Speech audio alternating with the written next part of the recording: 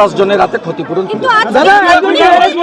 Like share follow করুন ফেসবুকে rgm.news ও subscribe করুন আমাদের ইউটিউব চ্যানেল rgm নিউজ। সঠিক খবর সবার আগে দেখতে সঙ্গে থাকুন।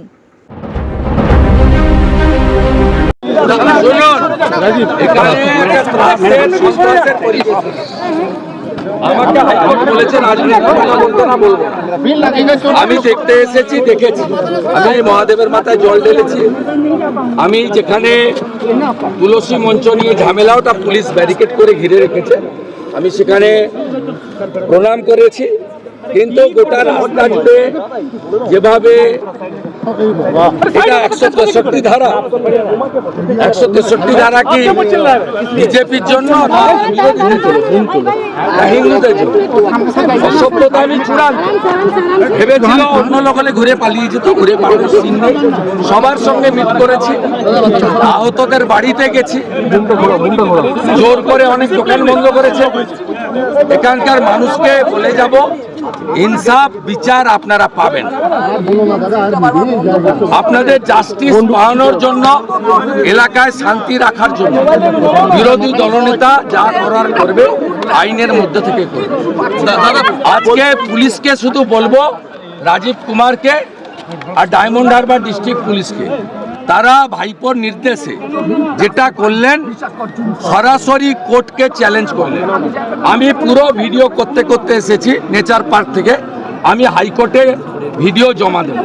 এবং এই জন্যই পশ্চিমবাংলার লোক রাষ্ট্রপতি শাসন চাইছে। আমিও বলি, রাষ্ট্রপতি শাসনে নির্বাচন না হলে এই এলাকার মানুষকে লোকসভা নির্বাচনেও ভোট দিতে দেওয়া হয়নি, আগামী বিধানসভাতেও ভোট দিতে দেওয়া হবে। বাকি রাজনীতির কথা আমি এখানে বলবো না, আমাকে হাইকোর্ট না বলেছে। আপনারা ওই নেচার পার্কের ওদিকে যান, অন্য কোনো কোশ্চেন থাকলে সেখানে আমি বলবো। ওটা করুন। না না, সে অপেক্ষা দেখতে দেখতে এসছি। ঢোকাটা তো মেন, আটকাতে পারেনি, পারবেও না। মন্দিরে ঢুকতে দেওয়া হলো না। আপনি মন্দিরে আমি গেছি, মন্দিরে গেছি, শিব মন্দিরে গেছি, বজরংবলীর মন্দিরে গেছি, তুলসী চৌকিতরা গেছি। একটা মন্দিরের সামনে ওনারা কিছু মহিলাকে রেখেছিলেন, আমি বাইর থেকে প্রণাম করে নিয়েছি। আর আমি তো ঝামেলায় যাব না। আমি মহাদেবের শিবলিঙ্গে দুধ ঢেলেছি, বেলপাতা দিয়েছি, প্রণাম করেছি। আমার যে কাজ, সে কাজ আমি করেছি। একটা মন্দিরের বারান্দায় ওদের 7-8 জন মহিলাকে ওরা রেখেছিলেন। আমি মাতৃমণ্ডলী থাকার জন্য বাইর থেকে প্রণাম করে চলে এসেছি। আমাদের কারোর সঙ্গে আমি কারো বিরোধের জন্য আছি। কোর্টের অর্ডারকে যা চ্যালেঞ্জ করেছে আমি ভিডিওতে তুলেছি, আমি কোর্টেই জমা দেব। বাকিটা নেচার পার্কের ওদিকে দাঁড়ান, আমাকে কোর্ট ডাইরেকশন দিয়েছে যে পলিটিক্যাল কোনো বক্তব্য রাখতেন। আমি তাই এলাকার মহিলারা আপনাকে দেখে নমস্কার করলেন, সবাই বেরিয়ে এসছেন, বলেছেন, কথা বলেছেন, করেছেন। ভাই পাশে দাঁড়াতে এসেছি। এখানে নাটক বলুন, রাজনীতি বলুন, অন্য কথা, আমাকে এখানে রাজনীতির কথা বলতে না পারে। আমি এখানকার পীড়িত মানুষদের ব্যাপক রেসপন্স পেয়েছি। তাদের বাড়ি থেকে বেরোতে দেওয়া হয়নি, তাদেরকে ধমক দেওয়া হয়েছে। 3 দিন ধরে 163 ফোকা হয়েছে মাইকে, তারপরেও তারা বেরিয়ে কথা বলেছেন। আমার সঙ্গে 4 জন আহত মিট করেছেন। আর ইতিমধ্যে আমি ঢাকুরিয়াতে বিজেপি পার্টি অফিসে ডেকে 27 জনের হাতে ক্ষতিপূরণ। ওদের জিজ্ঞেস করুন, আমি ভিডিও করে নিয়ে গেলাম, আমি কোর্টে জমা দেব। আমাকে এইভাবে ভাইপো বাবু আপনি আটকাতে পারবেন না।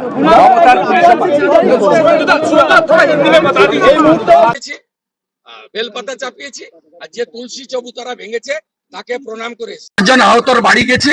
আমাকে এভাবে ভাইপো বাবু আপনি আটকাতে পারবেন না।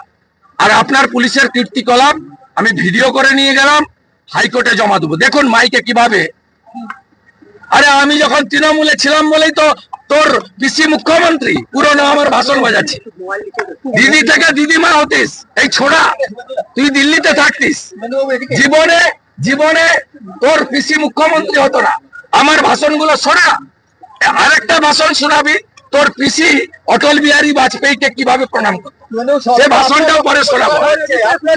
হ্যাঁ, আমি তো 21 বছর তৃণমূল করেছি বলে তোর পিসি আজকে মুখ্যমন্ত্রী, নইলে দিদি থেকে দিদিমা হয়ে যেতেন, মুখ্যমন্ত্রী হতো না।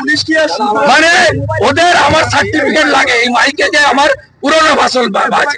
আর 98 থেকে 2004 বিজেপির সঙ্গে থেকে মমতা ব্যানার্জি কিভাবে বিজেপির সাহায্য নিয়ে বেঁচে ছিল সেই ভাষণও আমার কাছে আছে। পরবর্তী সময় আমি সেটাও বাজাতে আসবো।